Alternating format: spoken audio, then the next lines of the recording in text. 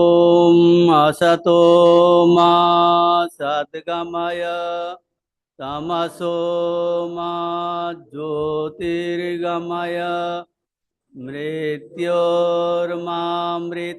गमय। ॐ शान्ति शान्ति शान्ति। हरि ओम। परतत्वे स्वदालीनो रामकृष्ण समागया यो धर्म स्थापनरतो वीरेशं तं नमाम्यहम्। नमः श्री यतिराजाय विवेकानंद सूरये सच्चेत सुख स्वरूपाय स्वामिने तापहारिणे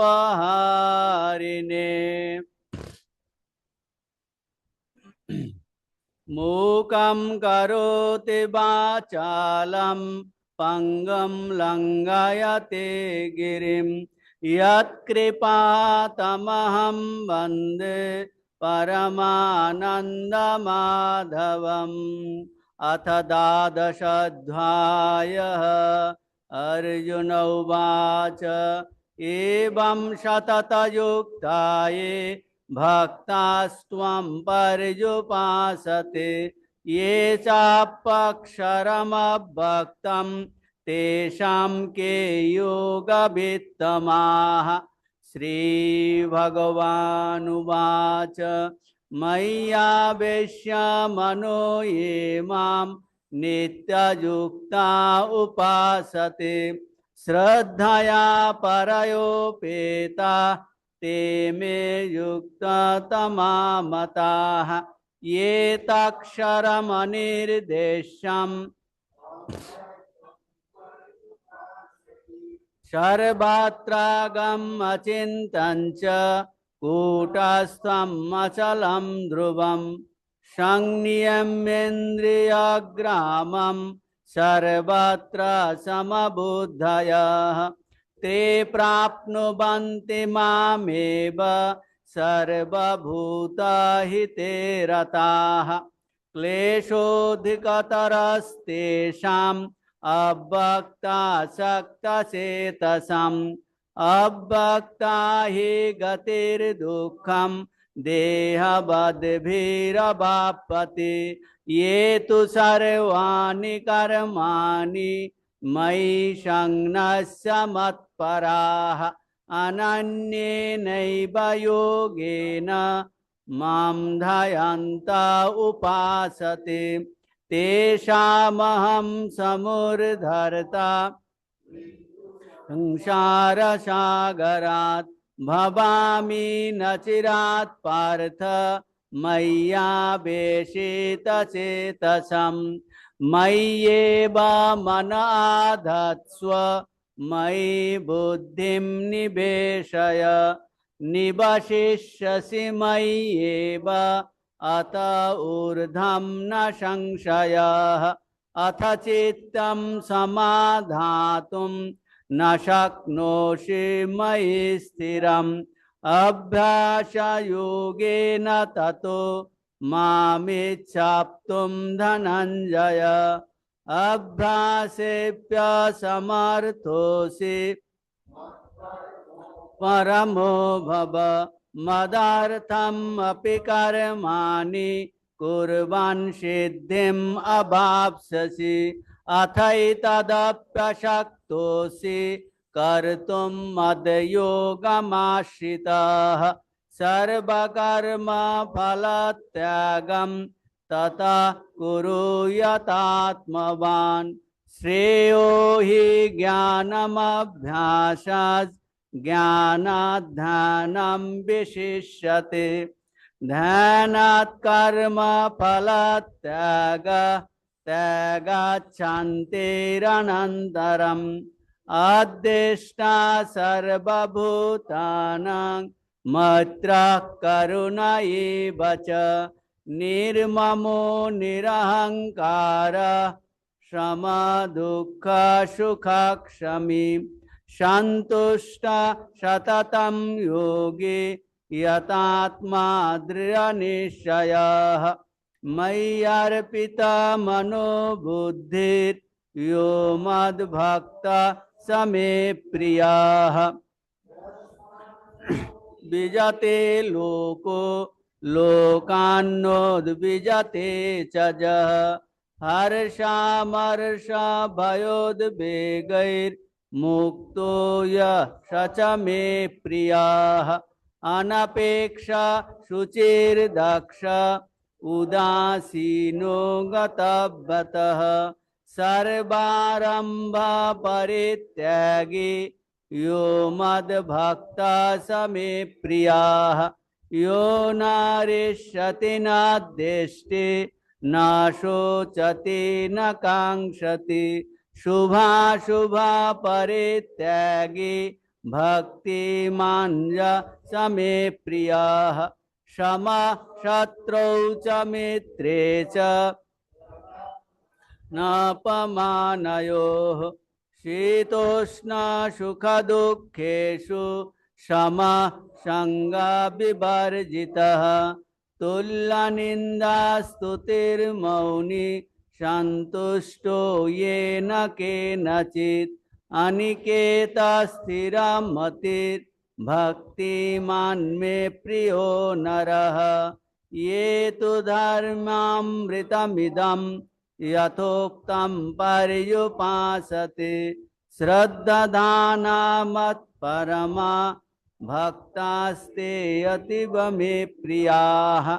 ओम तत्सदिति श्रीमद्भगवद्गीतासु उपनिषत्सु ब्रह्म विद्यायां योगशास्त्रे श्रीकृष्णार्जुन संवादे भक्ति योग नाम द्वादशाध्यायः।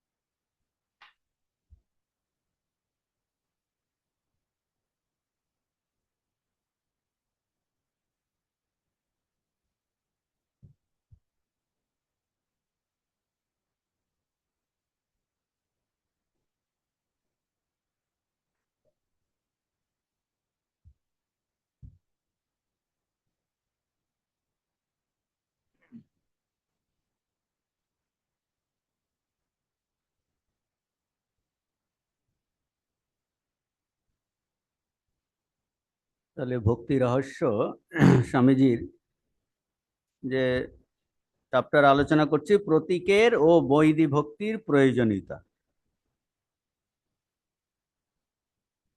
তো স্বামীজি বলছেন এখানটায় যে ভক্তি দুই প্রকার, প্রথমটি হলো বৈধি বা আনুষ্ঠানিক, হ্যাঁ, অপরা একটা বৈধি ভক্তি, আনুষ্ঠানিক ভক্তি বা গৌণী ভক্তি, আর অপরটি হলো মুখ্য ভক্তি বা পরাভক্তি বা রাগানুগা ভক্তি। আর স্বামীজি বলছেন যে ভক্তি শব্দে কি বোঝাচ্ছে, নিম্ন থেকে একদম উচ্চতম উপাসনা পর্যন্তই বোঝায় ভক্তিতে। আর বলছেন যে যে কোনো ধর্মে যত প্রকার উপাসনা দেখতে পাওয়া যায় তার মূলে কি আছে, ভগবানের প্রতি ভালোবাসা, ঈশ্বরের জন্য টান। ভালোবাসা মানে একটা টান, ভগবানের জন্য ভালোবাসা। আর সাধারণত আমরা এই ভগবান বলতে আমাদের ধারণা তো খুব সীমিত, বলি যে একজন ভগবান আছেন, ঈশ্বর আছেন, আর তিনি ভগবান, তিনি সর্বজ্ঞ, সব জানেন, ভগবান সর্বব্যাপী, তিনি সর্বশক্তিমান, তিনি সব করতে পারেন। কিন্তু সাধারণত বেশিরভাগ আমাদের মানুষের ক্ষেত্রে এই সর্বব্যাপী ভগবান এটার দ্বারা আমরা কোনোভাবেই ব্যক্ত হয় না, কেবল কথার কথা। বড়জন আমরা যদি চিন্তা করি আকাশের কথাই চিন্তা করি, সমুদ্রের কথা, এইরকম স্বামীজি বলেছেন। কাজেই সেই যে ভগবানের প্রতি নিম্ন থেকে উচ্চতর পর্যন্ত ভগবানের প্রতি যে ভালোবাসা বা টানই হলো ভক্তি।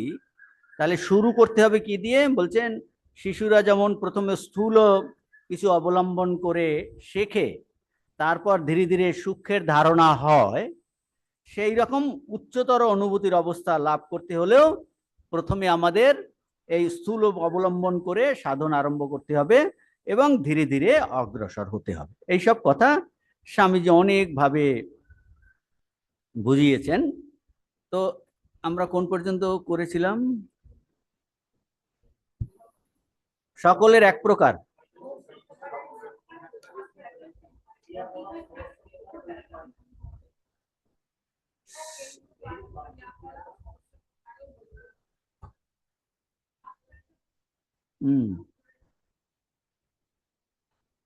সকলের পক্ষে এক প্রকার উপাসনা প্রণালীর কোনো প্রয়োজন নাই, এটা হয়ে গেছে। এইরূপ বাহ্য কারণ বলে, হ্যাঁ। তো এখান থেকে তো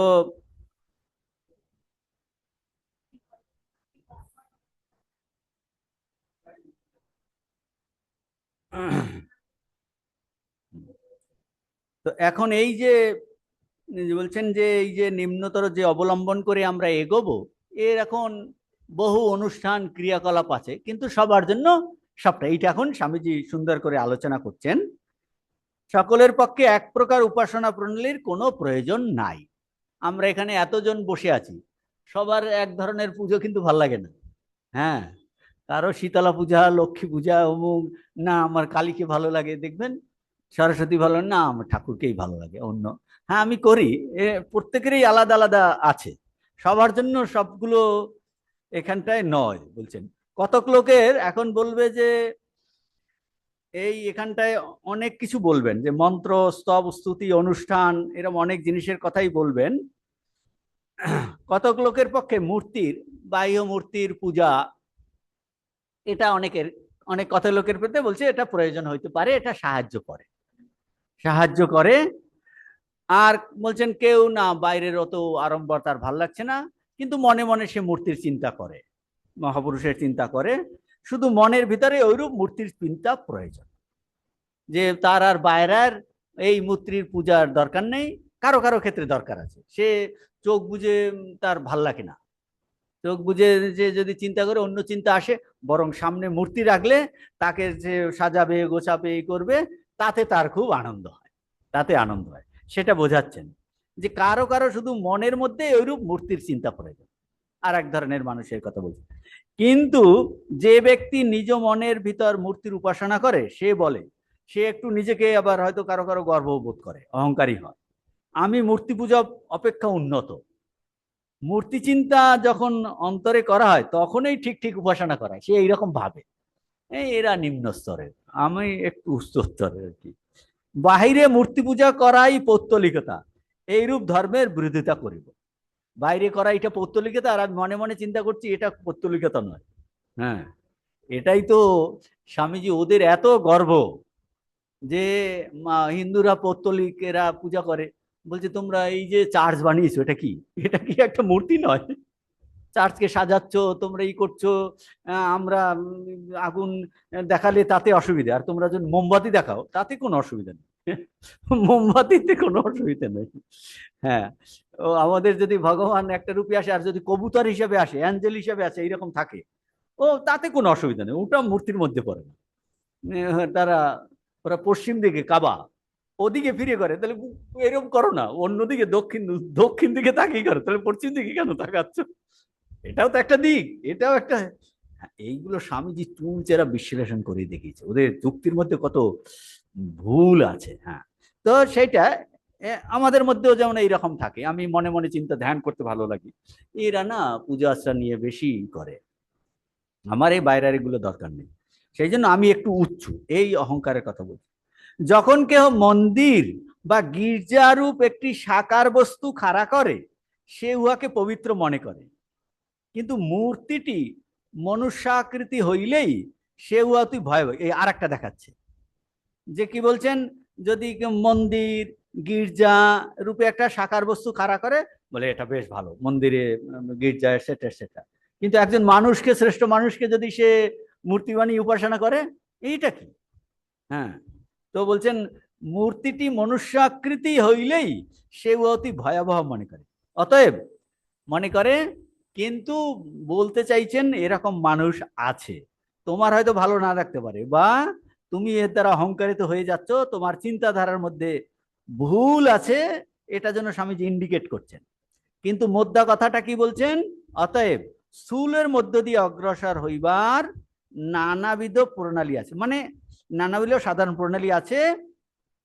কেন বলছে? ওই এক ধরনের, যদিও সে একটু অহংকারী হয়ে যায়, কিন্তু সে এটার দ্বারা বোঝা যাচ্ছে বাইরের জিনিসগুলোর তার অত গুরুত্ব নাই। তাছাড়াও সে ভগবানকে চায়, অহংকার তো একবারে যায় না, অহংকার থাকেই।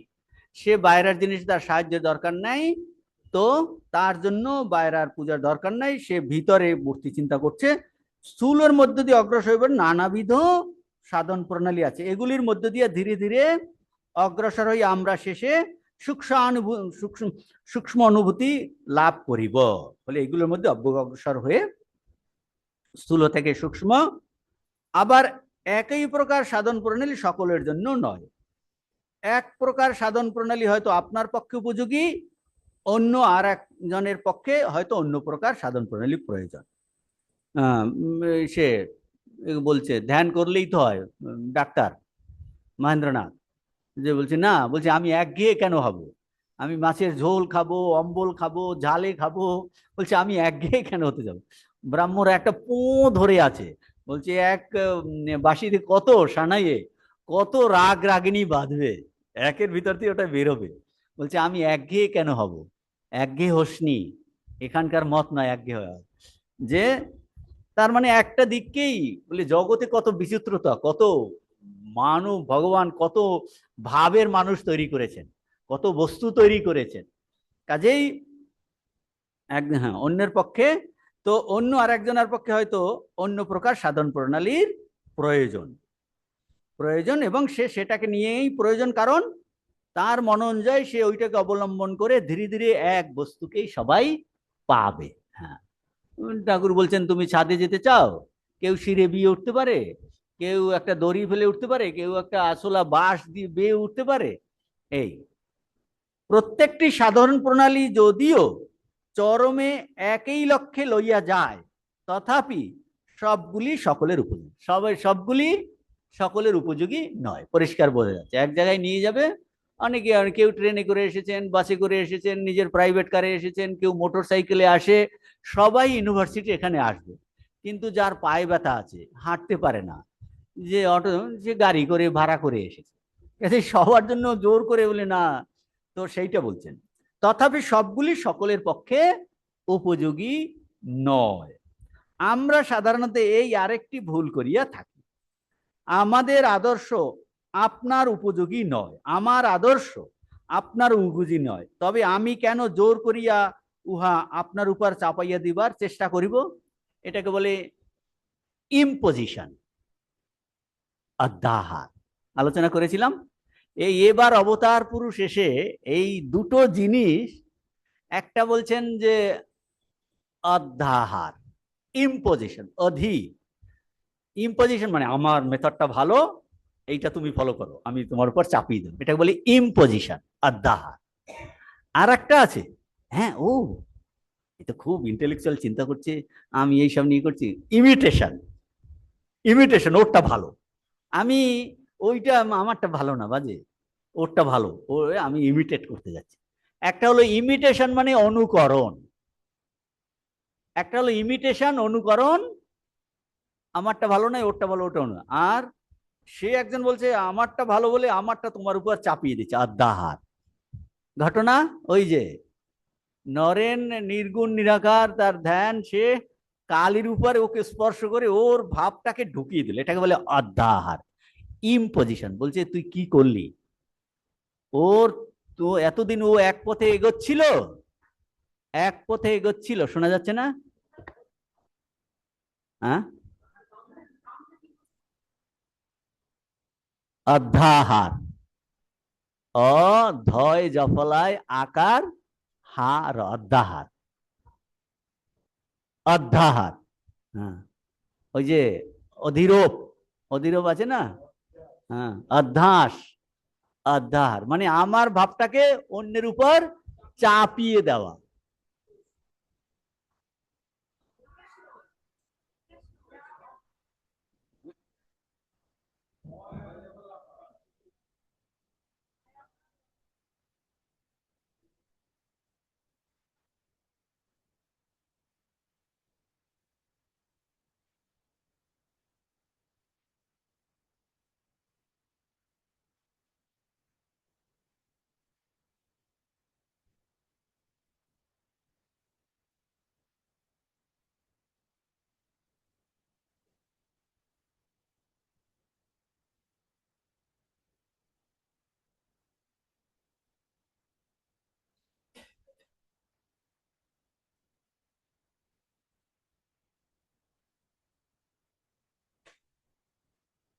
এবার এই দুটো জিনিস ঠাকুর কোনোটাই করেননি, প্রত্যেককে তার ভাব অনুযায়ী এগিয়ে যাবে। অধ্যাহারও নয়, ইমিটেশনও নয়, অনুকরণও নয়।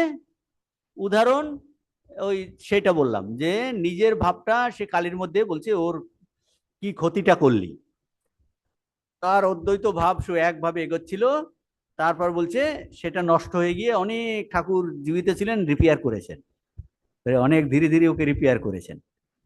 রিপেয়ার, আধ্যাত্মিক জীবনকে রিপেয়ার করা। তো আধ্যাহার নিজের ওর ভাবটাকে নষ্ট করে ফেললো, ওই হায়ার ভাবটা ওর মধ্যে ঢুকে গেল। আর একটা কি ইমিটেশন, ওই যে গিরিশ ঠাকুরকে গালাগালি দিচ্ছে, ওর এত নির্ভরতা, ভিতরে ভিতরে তার এত নির্ভরতা, এত ভালোবাসা টান, কিন্তু বাইরেই কিন্তু গালি বেরোচ্ছে। এখন আর একজনে ভাবছে ভক্ত, ও ঠাকুরকে বোধহয় গালিগালাজ দিলে আরো বেশি ভালোবাসা হবে, সে ওই ওকে দেখা দেখি ঠাকুরকে অপশব্দ ইউজ করতে ইউজ করে। আরে ঠাকুর বিরক্ত, আরে এটা তোর ভাব নয়, তুই কেন ওটা করতে যাচ্ছিস? বুঝতে পারছেন? একজন এত ইন্টিমেট ব্যবহার করছে, ও ভাবছে এইরকম বোধহয় করলেই, এইরকম গালিগালাজ দিলেই তাহলে ঠাকুরকে খুব ভালোবাসা হবে। ঠাকুর তো ওকে ইমিটেট করছে, অনুকরণ করছে গিরিশ ঘোষকে। গিরিশ ঘোষকে অনুকরণ করছে, বলছে এটা তোর ভাব নয়, তুই কেন ওকে অনুকরণ করতে যাচ্ছিস? এই এবার অবতার পুরুষ এসে কোনোটাই করতে বলেননি। ইম্পোজিশন নয়, আমার ভাব অন্যের উপর চাপিয়ে দেওয়া, বলছে না, ওকে ওর ভাবে, কারো ভাব নষ্ট করতে নেই। স্বামীজি বলছেন ঠাকুর যতবার বলেছেন ভগবান অনন্ত, তার ততবারই বলেছেন আর যদি যেটা বলে থাকেন যে কারো ভাব নষ্ট করতে নেই, ভাব নষ্ট করতে। তো অধ্যাহার মানে তার ভাবটা নষ্ট করে দেওয়া। আর আমি ভাবছি আমারটা ভালো নয়, ওইটা ভালো, ওইটা অনুকরণ করবো, কোনোটাই দরকার নাই। তোমার ভাবে ধীরে ধীরে এগিয়ে যেতে হবে। তো এখানটায় এটা খুব ইম্পর্টেন্ট জিনিস। হ্যাঁ, এটা অনেক সময় আমরা ভুল করে, আপনার সাধারণ একজনে খুব ইন্টেলেকচুয়ালি হাই, একদম যুক্তি তর্ক দিয়ে এইসব ভাবছে, আমি বলছি কি এইসবই তো ভালো, যুক্তি তর্কই ভালো, হাই ইন্টেলেকচুয়াল লেভেলে থাকা যাবে এটসেট্রা এটসেট্রা। সেটাই তো আমার প্রাণ ভিজছে না, কিন্তু ওই দেখা দেখি, হ্যাঁ দেখা দেখি ওইটা করছে। হ্যাঁ, বুঝতে পারছেন না? একটু যদি মান্ডুক্য কারিকা না পড়ি, তাহলে বোধহয় আমি একটু লোয়ার লেভেল হয়ে যাচ্ছি। হ্যাঁ, ওরা অনেকে পড়ছে, কি করি আমি নিজেকে ঠিক, আমি পড়বো, কিন্তু সেটা মোটেও সুবিধা মনে হচ্ছে না। বুঝতে পারছেন তো? খটোমটো কার অত ভালো লাগে? হ্যাঁ, কাঠখোট্টা জিনিস, বুঝতে পারছেন তো? তো সেই জন্য বলছে না, এসব তুমি তোমার ভাবে এগিয়ে যাও। ভগবানের ভক্তি থাকলে যে ভাব অবলম্বন করে, দেখুন আমার আদর্শ আপনার উপযোগী নয়, তবে আমি কেন জোর করিয়া উহা আপনার উপর চাপাইয়া দিবার চেষ্টা করব, জোর করে চাপিয়ে দেওয়ার চেষ্টা। তার মানে এই নয় যে পরস্পরের আলোচনা করা যাবে না, ভক্তরা মিলে পরস্পরের আলোচনা যার যেটা। হ্যাঁ, আর অনেক সময় এখন এটার ভিতরে ঢুকলে অনেক সময় আমরা জানি না আমার কি ভাব, বেশিরভাগ, এটাও আপনাকে জানতে হবে। বেশিরভাগ মানুষ আমাদের অ্যাকচুয়ালি যে কি ভাব এটা আমরা জানি না। এই জন্য কি করা হয় বর্তমানে আমাদের কনটেক্সটে বলছি, অবতার পুরুষ এসে রামকৃষ্ণ মিশন কি ফলো করা হয় দেখুন, সব কিন্তু অবতারের মন্ত্র দেওয়া হচ্ছে, অথচ অথচ প্রত্যেকের ভাব আলাদা হতে পারে। মানে কারোর ধরুন রামচন্দ্রকে ভালো লাগে, বা শ্রীকৃষ্ণকে ভালো লাগে, বা গোপাল ভাব ভালো লাগে, বা কালী ভালো লাগে, কিন্তু পেয়েছেন যেহেতু ঠাকুরকে ইঞ্জিনিয়ার ভালোবাসা আছে, ঠাকুরের মন্ত্র পেয়েছেন। তাহলে তো আপনি বলতে পারেন আমার তো কালীকে সাধনা করতে, কালী মন্ত্র আমি পাইনি। এই প্রশ্ন আসে কি না? হ্যাঁ আসে। এর উত্তর কি? ওই যে আমার হ্যাঁ ভালো লাগতে পারে, এর অনেকগুলো জিনিস আছে। একটা হলো যে অবতার পুরুষের মনে ওই রকম যারা আধিকারিক পুরুষ, তারা একদম দেখেই বলে দেবে, বুঝতে পেরেছেন, এইটা তোমার, তো তোর এই পথে গেলে হবে। শুদ্ধানন্দজি যখন দীক্ষা নিতে এলেন, বলছে তুই কখনো ঘট স্থাপন করে পুজো করেছিলি নাকি? বলে হ্যাঁ। তারপর তাকে সেইভাবে দিলে। এইগুলো হলো আধিকারিক পুরুষ। সেটা তো কালভদ্রে আসে, তার সাক্ষাৎ কজনে পায়, কি বলছি বুঝেছেন? এখন বলছে পরবর্তীকালে যারা, তো তার জন্য কি করা হয়, এটা হচ্ছে না। তো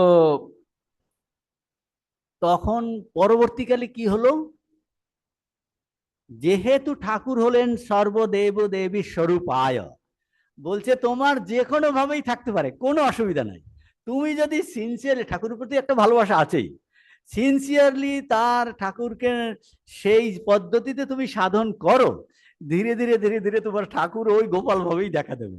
ঠাকুর তোমাকে কালী হিসেবেই দেখা, যদি তোমার ঠিক ঠিক ভাব কালী হয়, যদি তোমার দুর্গা হয়, যদি তোমার রামচন্দ্র হয়, যদি তোমার শ্রীকৃষ্ণ হয়, যদি তোমার, বুঝতে পেরেছেন কিনা? হ্যাঁ, বলছে সিনসিয়ারলি, কারণ তিনি হলেন সর্বদেব দেবী স্বরূপায়।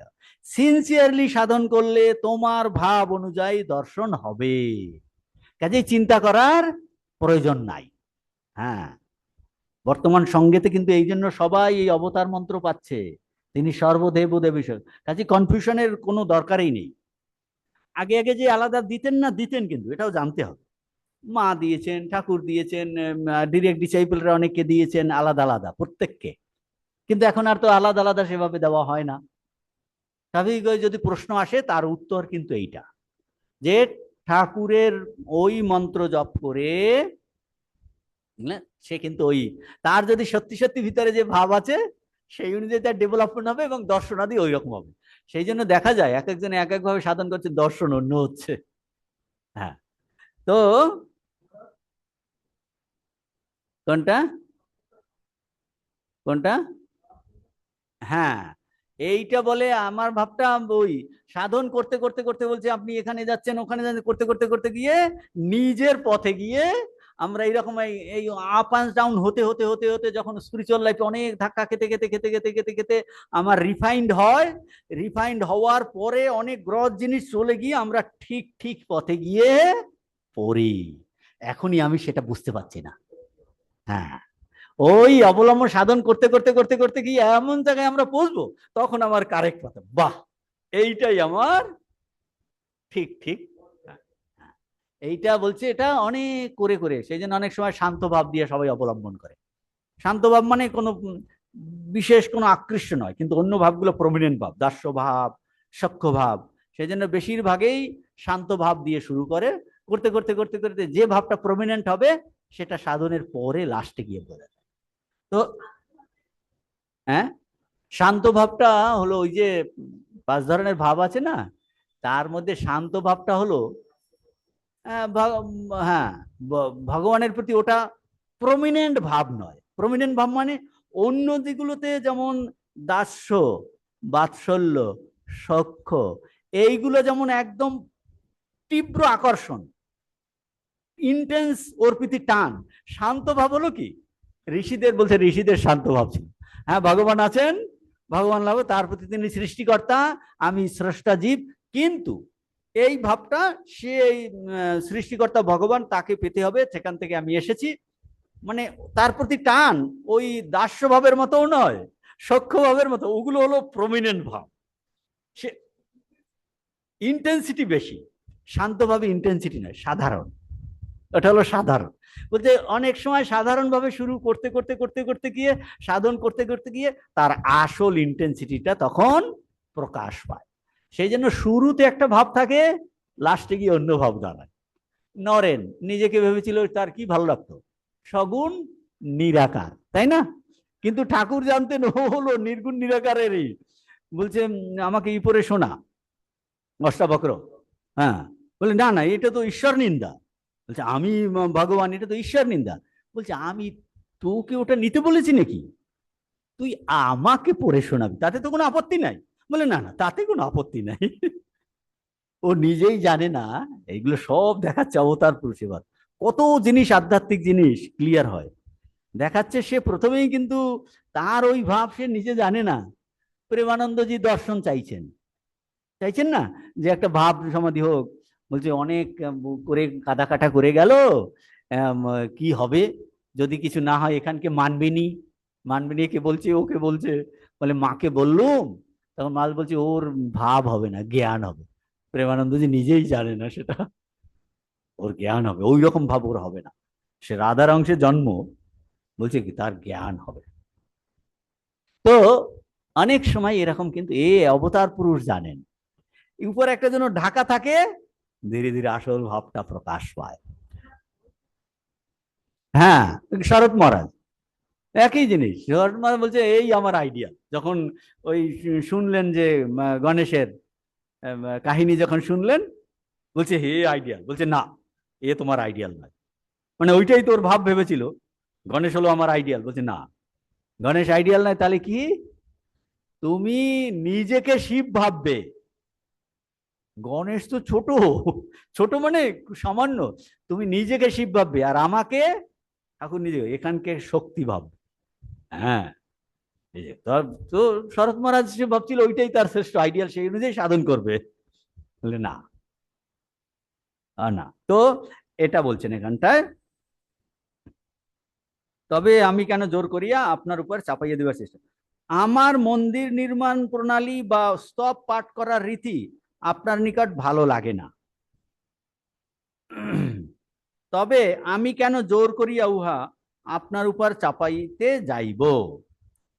পৃথিবী ঘুরিয়া আসুন, দেখিবেন বহু নির্বোধ ব্যক্তি আপনাকে বলিবে তাহার সাধন প্রণালী একমাত্র সত্য, আর অন্যান্য প্রণালীগুলি শয়তানি। প্রত্যেকে এইরকম একঘেয়েমি, একদৃষ্টি, বুঝতে পেরেছেন তো, ডগম্যাটিক। আমি আমি যেভাবে সাধন করেছি এইটাই একমাত্র পথ, আর অন্যগুলো কোনো পথই নয়। মতুয়ার বুদ্ধি, বলছে আমি মতুয়ার বুদ্ধি এটা মোটেও পছন্দ করি না। হ্যাঁ, এবং জগতের মধ্যে ভগবানের মনোনীত পুরুষ একমাত্র তিনিই জন্মিয়াছেন। প্রকৃতপক্ষে এই সকল সাধন প্রণালীর সবগুলি ভালো এবং ধর্ম লাভে আমাদেরকে সাহায্য করে। বলছেন কোনোটাই খারাপ নয়, তুমি যদি সিনসিয়ার হও প্রত্যেক পথেই। যে এইগুলো হলো সংকীর্ণতা, যে আমার সাধন প্রণালী একমাত্র সত্য, অন্যগুলো মিথ্যা, এগুলো সব হলো ভুল ধারণা। ঈশ্বর একমাত্র নিরাকারই হতে পারেন, তিনি সাকার হতে পারেন না। কে বলল, কে বলল? তো সেইটা বুঝাচ্ছেন, ধর্মবল লাভে আমাদের সাহায্য। আর মনুষ্য প্রকৃতি যখন নানাবিধ, বলছে এখন কমন সেন্স অ্যাপ্লাই করুন, আমাদের প্রকৃতি নানাবিধ, মনুষ্য প্রকৃতি, তখন ধর্ম সাধনের বিভিন্ন প্রকার প্রণালীও প্রয়োজন, বিভিন্ন প্রকার প্রণালীও প্রয়োজন। এইরূপ বিভিন্ন সাধন প্রণালী যত প্রচলিত হয় ততই জগতের পক্ষে মঙ্গলকর, কারণ জগতে এত কোটি কোটি মানুষ, সবাই তাহলে তার একটা নিজস্ব পথে ভগবানের কাছে এগিয়ে যাবে। বলছে বিভিন্ন সাধন প্রণালী যত প্রচলিত হয় ততই জগতের পক্ষে মঙ্গল। পৃথিবীতে যদি 20টি ধর্ম প্রণালী থাকে তবে খুব ভালো, যদি 400 ধর্ম প্রণালী থাকে তবে আরো ভালো, কারণ তাহলে অনেকগুলির ভিতর যেটি ইচ্ছা বাছিয়া লওয়া যাইতে পারে। আপনি সুপার মার্কেট, কত ভ্যারাইটিজ অফ জিনিস দেখুন, আপনার এটা দেখাবে, এটা দেখাবে, এটা দেখো, এটা আপনার যেটা রুচি অনুযায়ী আপনি সেটা কিনে আনুন, ভ্যারাইটিস জিনিস। ধর্ম যখন এটা ইসের রিচার্ড শিপম্যানের বই আছে, তো বলছে রামকৃষ্ণ দেব যেন ধর্মের সুপার মার্কেট, সুপার মার্কেট কি নেই, ভ্যারাইটিজ অফ জিনিস, যত বলছে যার প্রত্যেকের ভাব অনুযায়ী সে ধর্ম দান করবে। হ্যাঁ, সুপার মার্কেট। তো কারণ তাহার অনেকগুলির বলছেন তবে আরো ভালো, কারণ তাহা হইলে অনেকগুলির ভিতর যেটি ইচ্ছা বাছিয়া লইতে পারা যাইবে। অতএব যখন ধর্ম ও ধর্মভাব সমূহের সংখ্যা বৃদ্ধি পায় তখন আমাদের বরং আনন্দ প্রকাশ করা উচিত, কারণ তাহা হইলে প্রত্যেকটি মানুষ ধর্মজীবনের অন্তর্ভুক্ত হইবে। ক্রমশ অধিক সংখ্যক মানুষ ধর্মপথে সাহায্য লাভ করিবে। কত ধরনের মন্দির, কত ধরনের অনুষ্ঠান, কত ধরনের মহাপুরুষ যে হচ্ছে, বলছে অন্তত ধর্মপথে থাকুক। হ্যাঁ, সবার এক প্রণালী কেন, একজন মহাপুরুষকেই করবে, সবাই ঠাকুর শ্রী রামকৃষ্ণকে ভজনা করবে, এটা হতেই পারে না, সবার ভালো নাও লাগতে পারে। অন্য আরেকজনে করে যে যদি এগিয়ে যায়, সৎ হয়, পবিত্র হয়, নাকুর স্বামীজি বলছে, সে আমরা একজন বলল আপনাকে মানে না, বলছে মহা বড় হতে গেলে কি আমাকেই মানতে হবে নাকি? এমন কোনো কথা আছে? স্বামীজি বলছে বড় হতে গেলে কি আমাকেই মানতে হবে নাকি? হ্যাঁ। তো ক্রমশ অধিক সংখ্যক মানুষ ধর্ম হতে সাহায্য লাভ করবে। আমি ঈশ্বরের নিকট প্রার্থনা করি ধর্মের সংখ্যা ক্রমশ বৃদ্ধি পাক, যতদিন না প্রত্যেকটি মানুষ অপর সকল ব্যক্তি হইতে পৃথক নিজস্ব একটি ধর্ম লাভ করে। ভক্তিযোগের ইহাই ভাব। হ্যাঁ, খুব ইম্পর্টেন্ট কথা বলছে। সেই জন্য ঠাকুর বলছে অনন্ত মত অনন্ত পথ। মানুষ জীব কত অনন্ত। বলছেন ধর্মের সংখ্যা, আমি ঈশ্বরের নিকট প্রার্থনা করি ধর্মের সংখ্যা ক্রমশ বৃদ্ধি পাক। ধর্ম লাভ, ধর্ম লাভের উপায়, পথ বৃদ্ধি পাক, যতদিন না প্রত্যেকটি, বলছে প্রত্যেকের, এইটা বলছে প্রত্যেকের, যত মত তত পথ, প্রত্যেকের, প্রত্যেকটি মানুষ অপর সকল ব্যক্তি হইতে পৃথক। আমাদের প্রত্যেকের নিজস্ব ইন্ডিভিজুয়ালিটি আছে, ভাবধারা আছে, নিজস্ব একটি ধর্ম লাভ করে। ভক্তিযোগের ইহাই ভাব। তার মানে ভগবান হলেন অনন্ত, আর তার ভাব হলো অনন্ত, সুতরাং তাকে পৌঁছিবার পথ অনন্ত হবে। অনন্ত তার সৃষ্টি। এখন আমি যদি বলি ভগবান অনন্ত, তার ভাব অনন্ত, কিন্তু তাকে কিন্তু এই একটা মতেই পেতে হবে, তাহলে বলছে তুমি ভগবান ভাবের বিরুদ্ধে যাচ্ছ। হ্যাঁ, বিরুদ্ধে যাচ্ছ। ভগবান অনন্ত, তাকে লাভ করার পথ অনন্ত, কাজেই সুতরাং তাকে পৌঁছিবার পথও কিন্তু অনন্ত। অনন্ত, তাহলে প্রত্যেক জীব আবার আলাদা, তার প্রত্যেকের পথ আলাদা, শেষে কিন্তু কোথায় যাবে? শেষে এক সেই ভগবান রূপ কেন্দ্রেতে, মহাসমুদ্রে গিয়ে মিলিত হবে, মিলিত হবে। তো তাহলে এই বিষয়ে সিদ্ধান্ত কি? এই বিষয়ের সিদ্ধান্ত এই যে আমরা, আমার ধর্ম আপনার, বা আপনার ধর্ম আমার হইতে পারে না। যদিও সকলের লক্ষ্য ও উদ্দেশ্য এক, তথাপি মনের রুচি অনুসারে প্রত্যেককেই ভিন্ন পথ দিয়া যাইতে হয়। আর যদিও পথ অনেক, তথাপি সব পথই সত্য, কারণ পথগুলি এক চরম লক্ষ্যে লইয়া যায়। একটি সত্য, অন্যগুলি মিথ্যা, তাহা হইতে পারে না। এই নিজ নিজ নির্বাচিত পথকে ভক্তিযোগীর ভাষায় ইষ্ট বলে। এই এতক্ষণ পরে এসছে, বুঝতে পারছেন? তো এইটা বললেন যে রুচি অনুযায়ী ভিন্ন ভিন্ন পথ দিয়ে আমাকে যেতে হবে।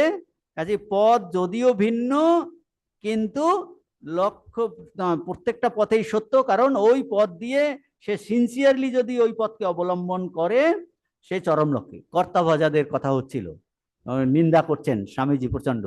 আরে বলছে ওই পথ দিয়েও কেউ কেউ সিদ্ধ হয়েছে, তুই, তোর ওটা ভালো নাও লাগতে পারে, যে পিছনের দরজা দিয়ে ঢোকার একটা রাস্তা, তোর ভালো নাও লাগে, কিন্তু জানবি ওটা দিয়েও কেউ কেউ সিদ্ধ হয়েছে। তোদের ওটা নিতে বলছি, তোদের ওটা নিতে বলছেন, ওটা তোদের নয়। হ্যাঁ, তো তার কথা বলছেন। তো ওইগুলি চরম লক্ষ্যে লইয়া যায়। একটি সত্য, অন্যগুলি মিথ্যা, তা হইতে পারে না। ও একই সত্যের সে বিভিন্ন অবস্থা মাত্র। এই নিজ নিজ নির্বাচিত অবস্থাকে তখন বলছেন যে, এখন বলবেন তাই, এটা ইম্পর্টেন্ট জিনিস, নিজ নিজ নির্বাচিত পথকে ভক্তিযোগীর ভাষায় ইষ্ট বলে। তাহলে ইষ্ট কাকে বলে? প্রত্যেক ভক্তের, ভক্তিযোগীর নিজ নিজ নির্বাচিত পথ হলো ইষ্ট। নিজ নিজ নির্বাচিত পথকে ইষ্ট বলে। এখন এর কথা, এটা আলোচনা, অনেক আলোচনা করবেন পরেও। এখন বলছেন এই ইষ্টের কথা বললেন, এটা পরে আবার আলোচনা হবে। এখন বলছেন শব্দ শক্তি ও বা মন্ত্র শক্তি। অতঃপর শব্দ বা মন্ত্র শক্তির কথা উল্লেখ করা উচিত। মন্ত্র শক্তির কথা উল্লেখ করা উচিত।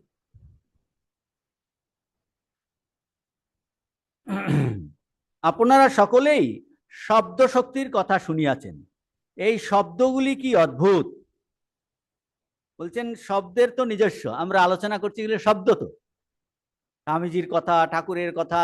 বলছেন এক একটা কথার মধ্যে কি শক্তি, শব্দ শক্তি গিয়ে আমাদের মনকে ধাক্কা দেয়, এরকম ইন্সপিরেশন দেয়, করার পালন করার আগ্রহ আসে। বলছে শব্দগুলি কি অদ্ভুত। বলছে ধর্মগ্রন্থেতে, বেদ, বাইবেল, কোরআনে শব্দ শক্তির পরিচয় পাওয়া যায়। কতকগুলি শব্দ আছে মানব জাতির উপর ওইগুলির আশ্চর্য প্রভাব, সেইটা এখন আলোচনা করবেন। এই আলোচনা পরেও করবেন। তো একটা প্রথমে ইষ্ট বলার পরে এই শব্দ শক্তির কথা অল্প বললেন, যে শব্দের শক্তি আছে, বেদ, বাইবেল, সমস্ত কিছুতে এই শব্দ শক্তির কথা আলোচনা আছে, আর সেগুলোর উপর মানব জাতির প্রভাব আছে। আর কি বলছেন, আর বলছেন এখন প্রতীক বস্তু, খুব সংক্ষেপে বলছেন। তারপর আবার ভক্তি লাভের বাহ্য সহায় রূপে প্রতীক বস্তু আছে। এইগুলিরও বলছেন অনেক, বিভিন্ন ধর্মতে আমরা প্রচুর প্রতীকের নিয়ে আলোচনা আছে, ব্যবহার আছে, মানুষ সেটা পুজো করে। এইগুলিরও মানব মনের উপর প্রবল প্রভাব এই প্রতীকগুলোর। ধর্মের প্রধান প্রতীক বস্তুগুলি কিন্তু ইচ্ছা মতো বা খেয়াল মতো রচিত হয়নি। এই প্রতীক নিয়ে পরে আলোচনা করবেন, এগুলো প্রতীক কাকে বলে। ওই যে পর আর এক পৃষ্ঠা দেড় পৃষ্ঠা পরে দেখবেন প্রতীকের কয়েকটি দৃষ্টান্ত, প্রতীক কাকে বলে করবেন, আলোচনা করবেন। হ্যাঁ, ইষ্ট বলে আমার নির্বাচিত ভক্তিযোগীর যে নিজ নিজ নির্বাচিত পথ।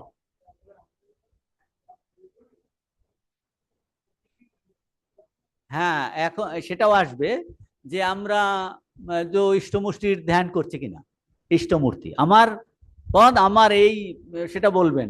কেউ প্রতীকের উপাসনা করছে, কেউ নাম জপ করছে, কেউ মহাপুরুষের মূর্তি ধ্যান করছে। নবমূর্তির মূর্তি মানে ইষ্টমূর্তি, ইষ্টমূর্তি ধ্যান করছে, তার নাম জপ করছে। আর হ্যাঁ, তার মানে সে তার প্রতি, তার মূর্তি সামনে রাখছে, তার নাম জপ করছে। তিনটে দেখাবে, প্রতীক বলবেন, নাম উপাসনা বলবেন, আর মহা দেবমানবের উপাসনা বলবেন।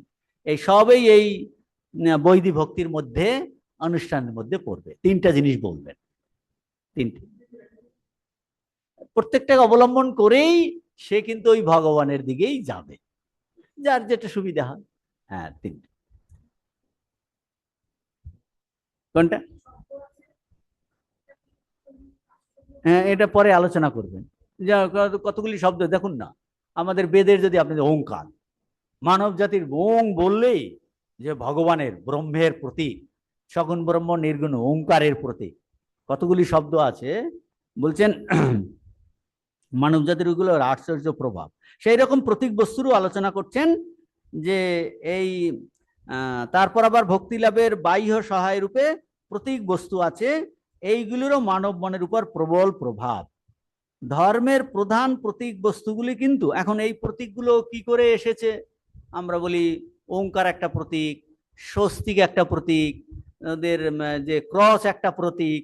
তো এইরকম অনেক ধরনের যে প্রতীক আছে, তো বলছেন সব ধর্মতেই প্রতীক আছে না, সব ধর্মেই প্রত্যেকটাই, যে আমাদের এক একটা ধর্মতে এক একটা। হ্যাঁ, তো এইগুলো কেউ ইচ্ছা মতো নিজের থেকে তৈরি করেননি। বলছেন কেউ ইচ্ছা মতো বা খেয়াল মতো রচিত হয় নাই, সেগুলি হলো মানব জাতির ভাবের, মানুষের ভাবের স্বাভাবিক প্রকাশ মাত্র। আমরা সর্বদাই তাহলে কি প্রতীক ইচ্ছা মতো রচিত নয়, তা মানুষের ভাবের স্বাভাবিক বিকাশ দে। আর সেইটা বোঝানোর জন্য স্বামীজি এখন কি আলোচনা করছেন, আমরা সবদাই প্রতীক সহায় চিন্তা করিয়া থাকি। আপনি এক্ষুনি চোখ বুঝুন, কি করে প্রতীক, আপনি চোখ বুঝলে আমরা, আপনি ভাবছেন স্বামীজি এখানে ভক্তিযোগে কি বলেছে, তার মানে আপনি একটা ল্যাঙ্গুয়েজের শব্দ ব্যবহার করছেন কিনা। আমরা বলছি বাংলা ভাষা, বাংলা ভাষায়, বাংলা ভাষায় এই এই শব্দ আছে, এই শব্দগুলো পরপর হলে এই একটা বাক্য গঠন হচ্ছে, তার অর্থ এই রকম। আমরা চিন্তা করার সময় আপনি ভগবান শ্রী রামকৃষ্ণ দেবের চিন্তা করুন, ভাবছেন হৃদয় কমলা মধ্যে তিনি এই রকম নির্বিকল্পম, মায়ের কথা, স্বামীজির কথা, কি একটা অনেকগুলো শব্দের মাধ্যমে চিন্তা করছে কিনা, বলছে এটাই তো প্রতীক। হ্যাঁ, এই দেখো, এই দেখুন, আমরা সর্বদাই রূপক সহায় চিন্তা করিয়া থাকি ঠাকুর পবিত্র স্বরূপ। কিন্তু আপনি পবিত্র এই শব্দের মাধ্যমে একটা ভাবকে বোঝাচ্ছেন কিনা? পবিত্র একটা শব্দ, সেটা একটা, সেইটা একটা কি ভাব? বলছে কাম কাঞ্চন ত্যাগী। তো বলছেন রূপক সহায় চিন্তা করিয়া থাকি। রূপ যেটার মানে বাইরের একটা রূপ, তার একটা ভাব আছে, বাইরের একটা রূপ, প্রতীক, এগুলো আসবে পরে। মানে যে এই একটা পার্টিকুলার রূপ দেখছি, রূপ দেখে রূপকের মাধ্যমে, রূপক মানে বাইরের এই আবরণটা আমি একটা নিয়েছি, ইন্ডিকেট করছি অন্য কিছু। রূপকে অবলম্বনে আর একটা জিনিসকে ইন্ডিকেট করছি, আমি এটার সাহায্য নিয়ে ওর পিছনের ভাবটাকে নেওয়ার চেষ্টা করছি। বলছেন দেখুন, এই আমরা সর্বদাই একটা বাহ্য চিহ্ন বা রূপকের সহায় চিন্তা করে থাকি। আমাদের সকল শব্দই বস্তুত চিন্তার রূপক মাত্র। বলতে দেখুন, আমাদের সকল শব্দই বস্তুত চিন্তার রূপক মাত্র। চিন্তা করবেন, আপনি চিন্তা করছেন, তাহলে কি আপনি চিন্তা করার সময় কিভাবে চিন্তা করছেন? শব্দ দিয়ে চিন্তা করছেন কিনা? হয়তো উচ্চারণ করছেন না। আকাশের কথা, একদম নীল আকাশ, নিরাকারের কথা চিন্তা করছেন তো, কিন্তু নিরাকারের সময় চিন্তা করার সময় আপনি কি করছেন? আকাশ, মানে একটা খালি জায়গা, স্পেস। তো বলছেন আমাদের সব সকল শব্দই বস্তুত চিন্তার রূপক মাত্র। এই যে চিন্তা করছি খালি জায়গা, তাহলে শব্দ ইউজ করছে কি? আকাশ। বুঝতে পারছেন? আকাশ শব্দ ইউজ করছে কিনা? তাহলে আকাশটা একটা ফাঁকা জায়গার একটা হলো কিনা, রূপক হলো কিনা? হ্যাঁ, এই দেখুন, আমাদের সকল শব্দই, আকাশ একটা শব্দ, আকাশ শব্দ, শব্দই বস্তুত চিন্তার রূপক মাত্র। কি চিন্তা করতে চাইছেন আপনি? কোথাও কোনো আকার টাকার নেই, সব এইসব নেই, রূপক মাত্র। বিভিন্ন জাতি প্রকৃত কারণ না জানিয়াও বিভিন্ন প্রতীক, এইরকম রূপক প্রতীক ব্যবহার করিতে আরম্ভ করিয়াছে। বিভিন্ন জাতি বিভিন্ন এগুলোর কারণ না জেনেও প্রতীক ব্যবহার করছে, প্রতীক চিন্তার সঙ্গে জড়িত, এই বলছেন। হ্যাঁ, ব্যবহার করতে আরম্ভ করিয়াছে। ওই কারণ মনের অন্তরালে ওই প্রতীকগুলি চিন্তার সহিত জড়িত। যেমন চিন্তা বা ভাব হইতে প্রতীক বস্তু বাহিরের রূপ পরিগ্রহণ করে, তেমনি ওই প্রতীক আবার ভিতরের ভাবের উদ্রেক করে। প্রতীক, বাইরার একটা প্রতীক, ধরুন ওঙ্কার প্রতীক, এই বাইরার প্রতীক আমার ভিতরে একটা ভাব উৎপন্ন করছে, আর বাইরে একটা ভাব, ভিতরের একটা ভাব, বলছে সেই ভাব থেকেই এই বাইরার প্রতীকগুলো এসেছে। বাইরার যত প্রতীক, ধরুন ভগবান নামে দুর্গা দেবী, দুর্গা বলছেন যে সামনে আমি দুর্গা মূর্তি, এই দেখে ও আমার মনের মধ্যে একটা ভাব উৎপন্ন করছে কিনা, দুর্গতি নাশিনী তিনি শক্তি, সৃষ্টি স্থিতি প্রলয়। আর একটা কি, আমার ভিতরে এই রকম একটা ভাবছি যে ভগবান যিনি সমস্ত কিছুকে, অসুরকে ধ্বংস করতে পারেন, যা কিছু এইরকম বলছে। এই চিন্তা করতে করতে সেই ভাব অনুযায়ী বাইরে একটা এই প্রতীক কোথা থেকে এলো? দুর্গা, কালী, এগুলো এই বলছেন এইগুলো হঠাৎ করে আসেনি। এই হাজার হাজার বছর ধরে মানুষের যে চিন্তাধারা, ভাবের বহিঃপ্রকাশ এইরকম এসেছে। আর বাইরের এইটা দেখে মনের মধ্যে আবার ওই ধরনের ভাব উৎপন্ন হচ্ছে, পরস্পর সম্পর্কযুক্ত। ঠাকুরের মূর্তি বাইরে আপনি দেখছেন, বাইরে দেখে ও এ তো ভগবানের বাবা, একদম কাম কাঞ্চন ত্যাগী, সততা, পবিত্রতা, অকপটতা, ত্যাগ, বৈরাগ্য, শক্তি, করুণা, ভালোবাসা, এইটা দেখে আমার মনের মধ্যে এই রকম ভাব আসছে। আবার মনেতে আমি ভাবছি, ভগবানের কথা চিন্তা করছি, তখন এই রকম ভগবান, যে ভগবান একদম করুণায় বিগলিত, সবার দুঃখ কষ্ট নিচ্ছে, বলছে এই রকম চিন্তা থেকে বাইরা, যে সমস্ত কিছুকে ধ্বংস করে দিতে পারে, যে ভয় পাবে না। কালীর মূর্তি এরকম এলো, অবতার মূর্তি এরকম, বুঝতে পারছেন কিনা? একটা ভিতর দিয়ে বাইরে আসছে, বাইরে থেকে সেইটা আবার ভিতরের ভাব, পরস্পরের সম্বন্ধযুক্ত, পরস্পরের সম্বন্ধযুক্ত। এইটা বলছেন এখানটা। প্রতীক যে এই প্রতীক ব্যবহার করে বিভিন্ন জাতি, ওই কারণ মনের অন্তরালে ওই প্রতীকগুলি চিন্তার সহিত জড়িত। যেমন চিন্তা বা ভাব হইতে প্রতীক বস্তু বাইরে রূপ, চিন্তা ভাব থেকে প্রতীক বস্তু বাইরে রূপ পরিগ্রহ করছে, আর বাইরের রূপ পরিগ্রহণ করে তেমনি ওই প্রতীক আবার ভিতরে ভাবের উদ্রেক করিতে পারে। এই জন্য ভক্তিযোগের এই অংশে এই সব ভাব উদ্দীপক প্রতীক বস্তু, শব্দ বা মন্ত্র, প্রার্থনা বা স্তবস্তুতির কথা আছে।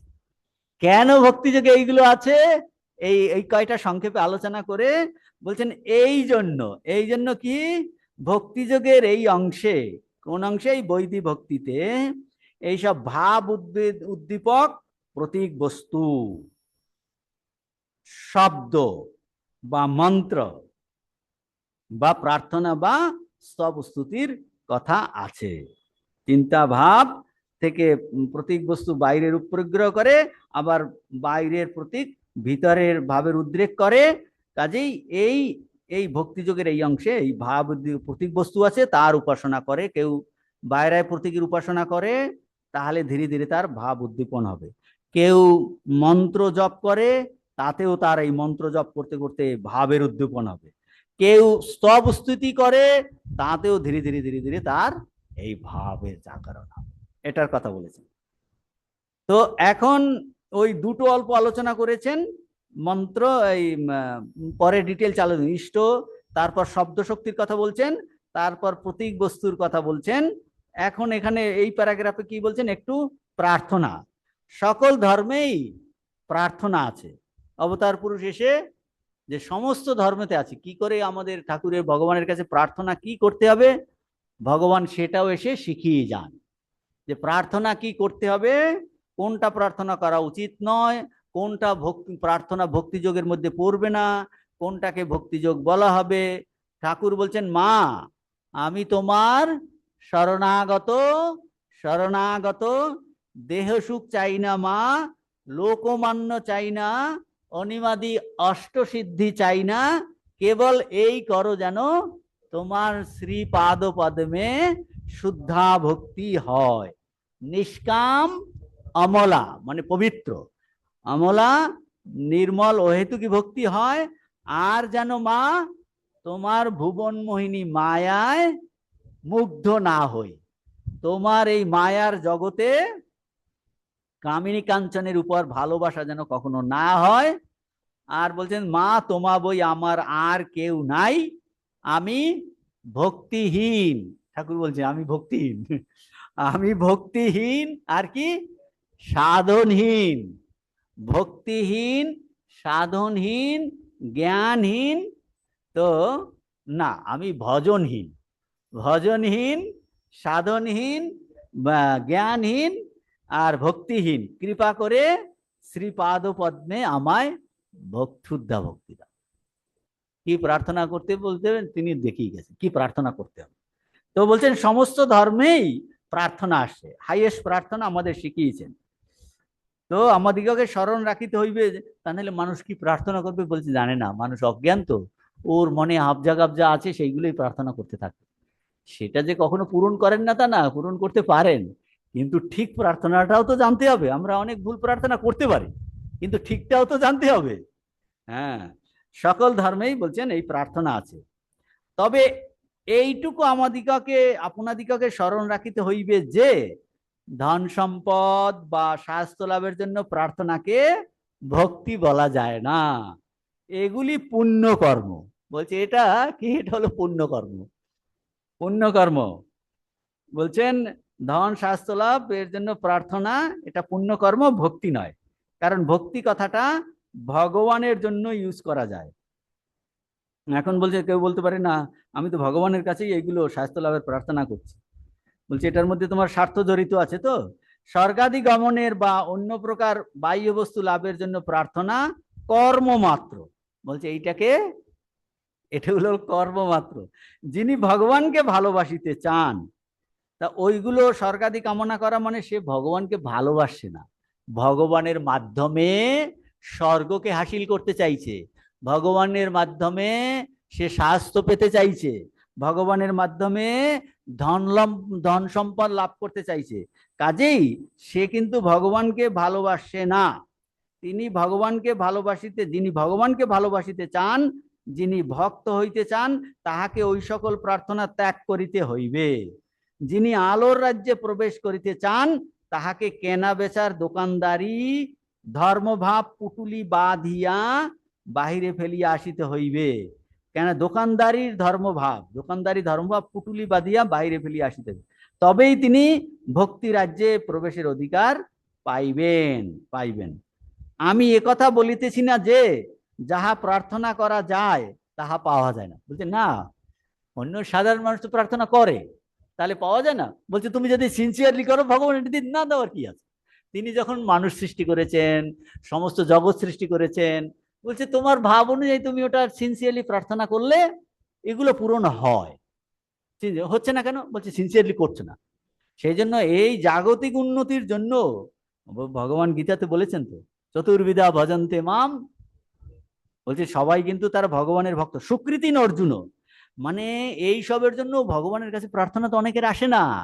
সে তো বড় বড় বিজনেসম্যান, পলিটিশিয়ান, অমুককে অমুককে ধরবে এইসব হাসিল করার জন্য। হ্যাঁ, ভগবানের কাছে যাবে নাকি? বরং এ ভগবানের কাছে যাচ্ছে। হ্যাঁ, ভগবানের কাছে ধ্রুব তো রাজ্য লাভের জন্য প্রার্থনা, ভগবানের কাছেই তো প্রার্থনা করলো। তো বলছে ভগবানের কাজ খুঁজতে গিয়ে সে রত্ন পেয়ে গেছে। বলছে সে রাজ্য লাভের জন্য প্রার্থনা করেছিল, কিন্তু ভগবানকে পেয়ে গেছে। হুম, কৃতার্থস্মি স্বামীন, কৃতার্থস্মি। আমি এ কথা বলিতেছি না যে যাহা প্রার্থনা করা যায় তাহা পাওয়া যায় না। যাহা চাওয়া যায় সবই পাওয়া যায়, এগুলো না পাওয়ার কোনো কারণ নাই।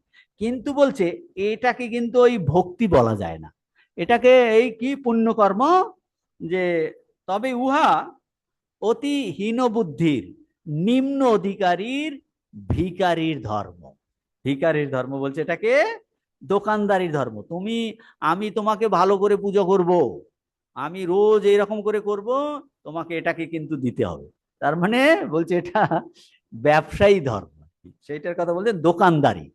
এইটা আমরা তোমাকে এই দিয়ে উপহার দেব, তুমি আমাকে এইটা দাও। বলছে ওটাও সিনসিয়ারলি করলে সে দেয়। নিম্ন অধিকারের জন্য ভিখারির ধর্ম। মূর্খ সে যে গঙ্গা তীরে বাস করিয়া জঙ্গলে জলের জন্য কূপ খনন করে, উষিত্বা জাহ্নবী তীরে কূপম খনতি দুর্মতি। বলছে নারায়ণকে বললো না, যা আপনি তো কিছু করলেন না, মাকে বলুন। বলছে তুই তো মাকে মানিস না, সেই জন্য আজকে ভালো দিন আছে, মঙ্গলবার, যা চেয়ে নে। বলছে প্রথমবার যাচ্ছে, একদম গিয়ে দেখছে সব ভুলে গেছে, মার জামজন্য জ্যোতির্ময় রূপ। বলছে জ্ঞান দাও, ভক্তি দাও, বিবেক দাও, বৈরাগ্য দাও, বেমালুম ভুলে গেছে। বলছে দেখলি? পরে বলছে নরেনকে, দেখলি ভিকার মেকি নাই কিনা? একবার গেল, দুবার গেল, তৃতীয়বার যা সামলাই, একটু বলবি তো। বলছে বলেছিলি? বলে না মশাই ভুলে গেছি। যা যা যা, আবার যা, আবার যা। আবার গেলেন, আবার ভুলে গেছে। বলি আবার বলেছিলি? বলে না মশাই ভুলে গেছি। বলে তৃতীয়বারে ও ঠিকঠাক করে গেছে, এবার বলতেই হবে। তারপর ওই চিন্তাটা মাথায় আসতেই বলছে অধমুখ হয়ে গেল। যে যে ঠাকুর যে বলতেন লাউ কুমড়া চাওয়া, আমি মা জগৎজননীর কাছে এই চাইবো, ছি ছি ছি। তখন বলেছি ঠাকুরের এই কারসাজি, সব আমাকে বারবার আসছি, অথচ আমি পারছি না কেন? আপনাকে একটা কিছু করে দিতেই হবে, আমি ওসব জানি না। বলছি না, এখান থেকে এটা বেরেন যা, মোটা ভাত কাপড়ে কোনো অসুবিধা হবে না। তো ঠাকুর মোটা ভাত কাপড় বলেছেন, বলছে আমাদের এখন এত মোটা ভাত কাপড় হয়েছে, বেশি মোটা হয়ে গেছে। বলছে ওই সামান্য প্রার্থনাতে এখন বৈভব ধরছে না মনে হচ্ছে। তো মোটা ভাত কাপড়, বলছে এত মোটা হয়ে গেছে। তো কি বলছেন যে হীরক খনিতে সেই মূর্খ যে হীরক খনিতে আসিয়া কাশখণ্ড অন্বেষণ করে, ভগবান হীরক খনি স্বরূপ, তাহার কাছে কাশখণ্ডবৎ স্বাস্থ্য খাদ্য বস্ত্র ভিক্ষা করিতে হইবে, কি দুর্ভাগ্য! এই দেহ একদিন মরিবেই, তবে আর বারবার দেহের স্বাস্থ্যের জন্য প্রার্থনা করা কেন? স্বাস্থ্য ঐশ্বর্যে কি আছে? শ্রেষ্ঠ, কি সুন্দর যুক্তি দিচ্ছেন স্বামীজি, শ্রেষ্ঠ ধনী ব্যক্তিও নিজ ধনের অতি অল্প অংশই নিজে ব্যবহার করিতে পারেন। তিনি তো আর দিনে 4-5 বার ভোজন করিতে পারেন না, অধিক বস্ত্র ব্যবহার করিতে পারেন না। বলছে না, আমার প্রচুর কম্বলের দোকানে, আমি 100টা কম্বল গায়ে দেবো। বলে মরে যাবে তো তাহলে 100 গদিতে। বেশি খাবো আমি, 3খানা ইলিশ মাছ খাবো, 5টা মুরগি খাবে, 3টে পাঠা খাবে, খেতে পারবে? বলি এই তো তোমার সবারই ব্যবহার নির্দিষ্ট আছে, তার বেশি সে তার এত কোটি কোটি সম্পদ সব জমিয়ে রেখে পরের দিনই হরি ওম রামকৃষ্ণ, বরং বিলিয়ে দাও, জগতের এত দরিদ্রতা আছে, খালি কোটি কোটি ডলার সে জমাচ্ছে, বুঝতে পারছেন? দেশ উঠতে কতক্ষণ লাগে, উঠতে কতক্ষণ লাগে তারা যদি করে। তো এইটা বলছে, একজন লোক যতটা বায়ু শ্বাসযোগে গ্রহণ করিতে পারে তাহার অধিক তিনি লইতে পারেন না, তাহার নিজের দেহের জন্য যতটা জায়গা প্রয়োজন তাহা অপেক্ষা অধিক স্থানে তিনি শুইতে পারেন না। কি সিম্পল! তার থেকে বেশি আমরা এই জগতের সকল বস্তু কখনোই একা পাইতে পারি না, যদি না পাই তাহলে বা ক্ষতি কি? এই দেহ একদিন যাইবে, এসব কে গ্রাহ্য করে? যদি ভালো ভালো জিনিস আসে আসুক, যদি সেগুলি চলিয়া যায় তাহাও ভালো, আসিলেও ভালো, না আসিলেও ভালো, আবাহনও নাই, বিসর্জনও নাই। ঠিক আছে, আসুক না, আমরা ভগবানকে লাভ করিতে চলিয়াছি, ভগবানের নিকট। বলছে ভগবানের পথে থাকলে তোমার কখন এগুলো আসতে পারে, বলছে ওগুলোর দিকে লক্ষ্য করতে নেই, আসবে চলে যাবে। ভগবানের নিকট গিয়ে এ জিনিস ও জিনিস চাওয়া ভক্তি নয়, এটা ভগবানের কাছে স্বার্থ ধন সম্পদ চাওয়া ভক্তি নয়। আমরা সেই রাজেশ্বরের সামীপ্য লাভের চেষ্টা করিতেছি, আমরা সেখানে ভিক্ষুকের বেশে যাইতে পারি না। যদি ওই বেশে আমরা কোনো সম্রাটের সম্মুখে উপস্থিত হইতে চাই, আমাদিকে কি সেখানে যাইতে দেওয়া হইবে? কখনোই নয়, আমাদিকে তাড়াইয়া দিবে। ভগবান রাজার রাজা, সম্রাটের সম্রাট, তাহার নিকট আমরা জীর্ণ বস্ত্র পরিধান করিয়া যাইতে পারি না। দোকানদারের সেখানে প্রবেশ, জীর্ণ বস্ত্র মানে দোকানদারের এইরকম সংকীর্ণ মন নিয়ে, স্বার্থ বুদ্ধি নিয়ে কেনা বেচা সেখানে একেবারেই চলিবে না। আপনারা বাইবেলে যেমন পড়িয়াছেন যে যিশু ইহোবার মন্দির প্রাঙ্গণ হইতে ক্রেতা বিক্রেতাগণকে তাড়াইয়া দিয়াছিলেন।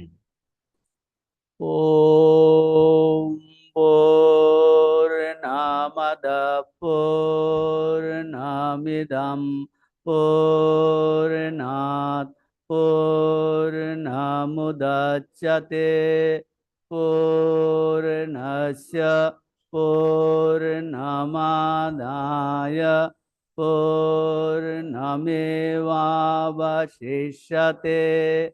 ओम शांति शांति शांति। हरि ओम तत्सत। श्री राम कृष्णार्पणमस्तु।